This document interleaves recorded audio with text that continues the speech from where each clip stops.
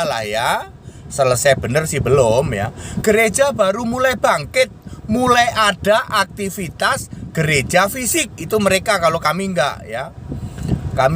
Mereka mulai ada gereja fisik, baru mulai ada saja sudah terjadi pembunuhan gara-gara itu singer biasanya pakai rok mini. Usia laki-lakinya sekitar 40. Mungkin usia perempuannya juga di atas 30, udah nggak jadi singer sekarang. Udah nggak jadi pemuji, penyanyi, penari yang pakai rok mini. Ya. Dan itu diakui oleh mentornya GL ya.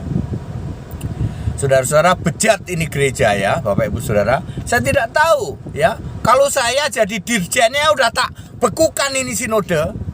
Ya, kalau saya yang jadi dirjennya ini betul-betul ya. Saudara tahu gereja Tritunggal seperti ini, kira-kira yang disembah siapa? Iblis, Bapak Iblis pasti, Saudara. Ya, moral dari mana ya toh? Ya, menyembah Tuhan dari mana? Yang bunuh orang kayak begitu, membuang jasadnya di tol becak kayu. Ya, yang mau menikahkan dengan wanita cantik ya toh? Yang mau mensponsori penista agama. Itu gereja macam apa seperti itu? Ya, tapi buktinya ya, Departemen Agama ya, dirjennya juga tidak melakukan tindakan apa-apa. Semua sudah tahu ini gereja bejat. Ya, dulu kasus apa? Kasus itu apa namanya, janda, kasus kolektor janda juga dari gereja ini. Ya. Ya, Bapak Ibu Saudara, saya betul-betul prihatin dengan hal ini. Saya kenal itu dengan laki-lakinya itu dulu kalau nggak salah di daerah Kelapa Gading, setahu saya ya, ini orang ya. Ya, namanya juga dulu kan di lingkungan gereja itu kadang-kadang kenal gitu ya. Kadang-kadang kenal ya. Suka membawakan firman juga dia. Tapi waktu di era saya itu kan, saya kan keluar dari sinode ini itu 2018 ya. Dia itu masih ada itu ya. Memang saya tidak terlalu mengenal dekat ya. Ini orang Batak setahu saya. Orang Batak, kepalanya pelontos ya. Seperti itu. Ya, lalu demenan lah, nggak tahu nih Bataknya udah punya istri atau belum, itu yang laki itu. Perempuannya sudah punya suami atau belum, tapi kalau lihat dari usianya sih harusnya sudah ya, karena yang laki itu sudah mendekati 40 seingat saya ya. Waktu itu selisih sama saya mungkin 10 tahunan begitulah ya. Seingat saya mohon maaf kalau salah, seingat saya dia itu pernah malang melintang di Kelapa Gading. Seingat saya loh ya, seingat saya. Terus yang perempuan saya tidak tahu pasti yang mana ya. Yang mana yang perempuan saya tidak tahu pasti, tetapi saya duga sekarang sudah tidak jadi pemuji atau singer, sudah tidak jadi penari di mimbar ya, di altar ya. Mungkin karena faktor usia. Kan biasanya gereja bejat ini pinter. Yang nari-nari, yang nyanyi-nyanyi cewek-cewek di depan itu, di altar itu harus syaratnya berusia di bawah 30 tahun. Itu diakui oleh mentornya loh. GL mengakui begitu loh. Ya. Iya dong, dipilih yang masih seger-seger gitu. Pinternya ya, pendeta-pendeta dari gereja bejat ini pinter banget gitu loh. Nyari pemuji yang cewek-cewek masih gitu ya, masih imut-imut di bawah 30 tahun. Ya di sini saya tidak mengomentari ikhwan fillah semuanya, akhwati semuanya, tetapi antumlah yang berkomentar di kolom komentar gitu ya. Insyaallah akan saya tanggapi dan akan pasti saya lihat. Nah, jadi seperti itu. Jadi begini ya.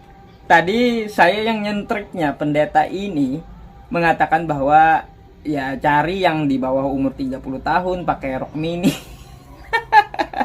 Terus kalaunya ke apartemen atau ke penginapan itu nggak ditemani istri, aduh.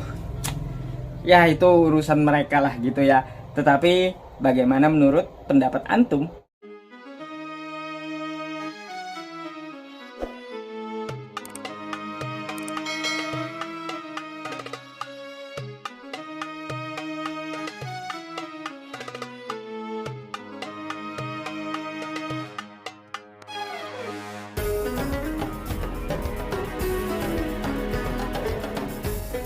Salam Bapak Ibu yang dikasihi Tuhan dimanapun kita berada pada saat ini. Kiranya kita semuanya dalam keadaan sehat-sehat saja dan tetap dalam penyertaan Tuhan kita Yesus Kristus.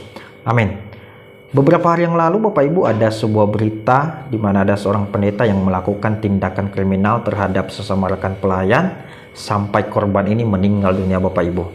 Tetapi menariknya isu ini digoreng terus oleh channelnya saudara kita Muslim, ya, salah satunya channelnya Yusuf P ini. Kita bisa lihat gambarnya di layar kita pada saat ini, di mana dia melakukan reaction terhadap sebuah video dari pendeta Henry Tan, ya, di mana dalam hal ini juga pendeta Henry Tan ini membongkar kebobrokan pendeta yang ada di Indonesia ini.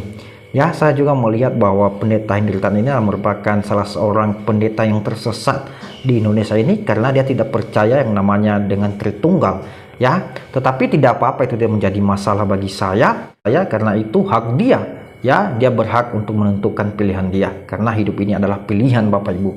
Tetapi dalam hal ini saya mau katakan kepada saudara-saudara saya yang Muslim, jangan terlalu digembor-gemborkan, ya, isu ini, ya, karena menurut saya kalau ada oknum di Kristen, misalnya pendeta melakukan misalnya hal-hal yang seperti ini, tindakan-tindakan kriminal ini yang seharusnya ini tidak boleh terjadi, lalu bagaimana juga dengan saudara-saudara saya ustadz di sebelah sana yang melakukan tindakan-tindakan seperti mencabuli santrinya? Lalu apa bedanya dengan pendeta ini, ya? Jadi dalam hal ini saya mau katakan bahwa gelar atau jabatan yang diberikan kepada kita, misalnya menjadi seorang pendeta atau misalnya ustadz, itu tidak menjadi jaminan bagi kita untuk tidak melakukan dosa, ya. Tidak ada jaminan Bapak Ibu untuk melakukan dosa, ya, karena kita masih hidup di dunia ini. Jadi setiap hari kita itu diintimidasi oleh iblis, selalu diintai oleh iblis. Tetapi dalam hal ini bagaimana kita untuk tidak masuk dalam perangkap iblis ini, ya? Makanya kita harus belajar firman Tuhan, harus mengandalkan Tuhan di dalam kehidupan kita. Jadi Bapak Ibu yang dikasihi Tuhan, saya mau katakan kepada saudara saya Muslim ini, itu tidak ada bedanya Bapak Ibu, ya, tidak ada bedanya saudara dengan kebobrokan ustadz-ustadz saya juga di sebelah sana. Ada banyak sekali, ya, kebobrokan mereka Bapak Ibu, ya. Jadi tidak jauh beda, ya, tindakan-tindakan yang mereka lakukan seperti yang dilakukan oleh pendeta ini. Jadi maksud saya dalam hal ini, ya, ini kan oknum, ya. Kalau udah oknum, udah nggak usah dikait-kaitkan dengan pendeta-pendeta yang lain, ya. Jadi marilah kita saling menghargai, saling menghormati dalam hal ini. Marilah kita hidup berdamai. Jangan terlalu, ya, ketika di sebelah salah lalu kita tidak bisa melihat apa yang dilakukan, yang kita lakukan di tempat kita, ya. Kita tidak melihat kesalahan-kesalahan yang pernah terjadi yang dilakukan oleh saudara-saudara kita juga, ya. Itu maksud saya di sini. Jadi saya mau katakan bahwa tidak ada jaminan bagi kita Bapak Ibu untuk tidak melakukan dosa. Jadi mungkin itu saja dari saya. Terima kasih dan Tuhan Yesus memberkati kita. Amin.